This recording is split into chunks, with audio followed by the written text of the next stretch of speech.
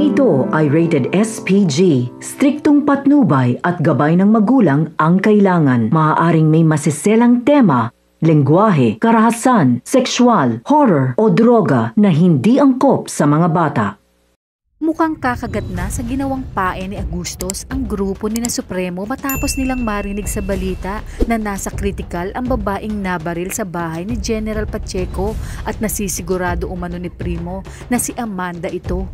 Sa kabilang banda, pupuntahan ni Espinas si Santos at Balatukan upang sabihin na tumawag na ang kanilang kliyente at galit na galit dahil hindi tumupad si Espinas sa kanilang napag-usapan.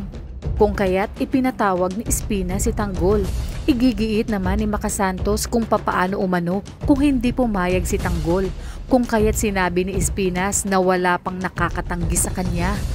Iaabot ni Espinas kay Tanggol ang sobre na naglalaman ng mga litrato ng kanilang itutumba ni Bubbles. At kabilang na dito si Congressman Sibilia. Ayon pa kay Espinas na siguraduhin umano ni Tanggol na mapapatay niya ang mga ito at babalik siya kaagad sa Bilibid dahil kung hindi ay balik Bartolina siya. Samantala kahit walang-wala na si Roda ay mas pinili pa rin itong magtaray dahilan kung kaya't mapipilitan na si chairman na paalisin siya. At dahil alam niyang nakasangla pa sa kanya ang bahay ni na Marsing ay wala na siyang pamimilian pa kundi doon na lang tumira. Alalaman naman ni na Tess at Tinding ang nangyari kay Roda na siyang ikinatuwa ni Tinding dahil sinisingil na umano si Roda ng kapalaran lalo pat kinasuhan nito ang kanyang apo sa kasalanang hindi naman ginawa ni Tanggol. Wala namang kaalam-alam si Roda na umikot na ang gulong ng kapalaran nila ni Marsing na dating pulubi na ngayoy matayog na ang narating at siya ngayon ay walang-wala na at pulubi na lalo pat hindi na rin siya tinulungan ni Colonel Suarez dahil sa mas mahalaga silang dapat na iprioridad. Sa kabilang banda, maagang natapos ang honeymoon ni na Ramon at Mokang dahil sa sunod-sunod na mga nangyayari sa mansyong. Wala si Ramon.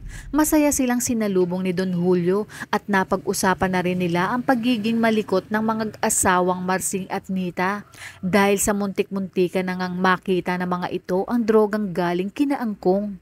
Buti na lamang daw umano ay napigilan ito ni Olga. Sinabi ni Ramon kay Don Julio na wag nang mag-alala at siya na ang gagawa ng paraan.